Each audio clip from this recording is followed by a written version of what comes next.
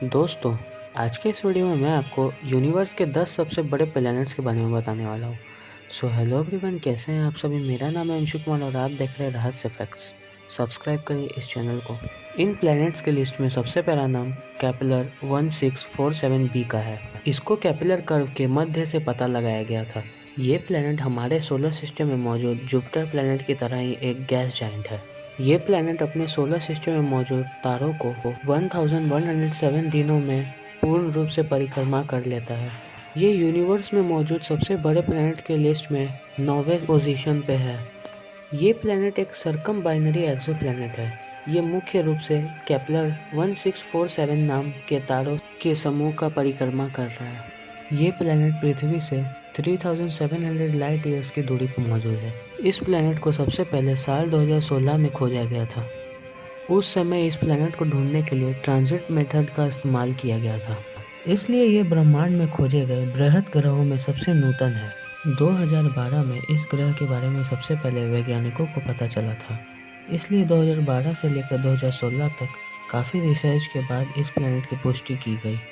Number 2, wasp 17b। Wasp 17b scorpion तारामंडल में मौजूद एक एक्सोप्लैनेट है। ये वास्प 17 नाम के तारे की परिक्रमा करता है। इस ग्रह को 11 अगस्त 2009 में सबसे पहले खोजा गया था। इस प्लैनेट की एक अनोखी बात यह है कि ये ग्रह एक ऐसा ग्रह है जिसके अपने अक्ष पे घूमने की दिशा इसके तारे के अक्ष के घूमने की दिशा के मेल खाता है। इस ग्रह की वजह से वैज्ञानिक अंतरिक्ष में मौजूद इस प्रकार के अनोखे ग्रहों के बारे में जान पाए। Number 3, TRES-4b। ये एक ऐसा ग्रह है जो काफ़ी खोजबीन के बाद मिला है। दुनिया भर के वैज्ञानिकों ने इस प्लैनेट पे काफ़ी सारे रिसर्च किए हैं। इस प्लैनेट के बारे में सबसे पहले 2006 में पता लगाया गया था, परंतु सटीक तथ्यों से अभाव से इसे 2007 में ग्रह की स्वतंत्रता मान्यता मिल गई। इस प्लैनेट को ट्रांस अटलांटिक प्लैनेट सर्वे ने 2007 में ग्रह की मान्यता प्रदान किया। इस प्लैनेट की दूरी पृथ्वी से 1400 लाइट ईयर्स है और GSC 0262000648 नाम के तारे की परिक्रमा कर रहा है। TRES-4b हरक्यूलस नाम के तारामंडल का हिस्सा है। इस ग्रह की एक अनोखी बात यह है कि ये पूरे ब्रह्मांड में मौजूद एक ऐसा ग्रह है जो कि अपने कॉन्स्टेलेशन को मात्र 3.45 दिनों में पूर्ण रूप से परिक्रमा कर लेता है।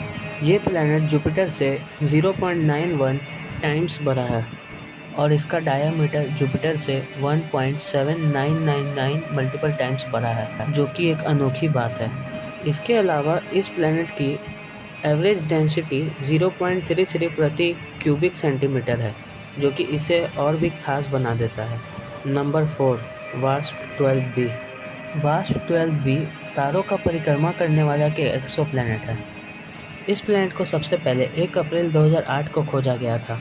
इस प्लैनेट के बारे में एक अनोखी बात यह है कि ये प्लैनेट अपने तारों के बहुत ही निकट स्थित है, इसलिए ये यूनिवर्स में मौजूद सबसे कम डेंसिटी वाला ग्रह है। इसके अलावा इसकी एक अनोखी बात यह भी है कि ये प्लैनेट अपने तारों की परिक्रमा मात्र 1 दिन के अंदर ही कर लेता है। इसका साइज़ जुपिटर प्लैनेट के बिल्कुल समान है। Number 5, heart P1b। ये प्लैनेट साइज़ में सूर्य के बिल्कुल समान है और हार्ट P1 की परिक्रमा कर रहा है। ये प्लैनेट ADS 16402 नाम के तारामंडल का हिस्सा है। ये प्लैनेट पृथ्वी से 530 लाइट ईयर्स की दूरी पर मौजूद है। इस प्लैनेट की काफ़ी सारे रिसर्च के बाद ही इसको प्लैनेट के लिस्ट में रखा गया। ये एक ऐसा प्लैनेट है जिसका डेंसिटी बहुत ही कम है। इस कारणवश इस प्लैनेट का वज़न तो ज़्यादा नहीं है, परंतु ज़्यादातर गैसें से बने होने के कारण इसका आकार बहुत ही बड़ा है और इसका साइज़ जुपिटर के 2 गुना है। ये लार्जेस्ट प्लैनेट के लिस्ट में 5वें नंबर पर है। ये प्लैनेट ब्रह्मांड के सबसे बड़े गैस जाइंट वाले प्लैनेट के लिस्ट में आता है। Number 6, kappa Andromeda b। ये प्लैनेट ब्रह्मांड में मौजूद विशाल ग्रहों के लिस्ट में सबसे आगे के हिस्से में आता है। ये हमारी सबसे करीबी आकाशगंगा एंड्रोमेडा आकाशगंगा में मौजूद है। ये पृथ्वी से 170 लाइट ईयर्स दूरी पर मौजूद है और ये सबसे बड़े ग्रहों की लिस्ट में पृथ्वी के सबसे नियरेस्ट है।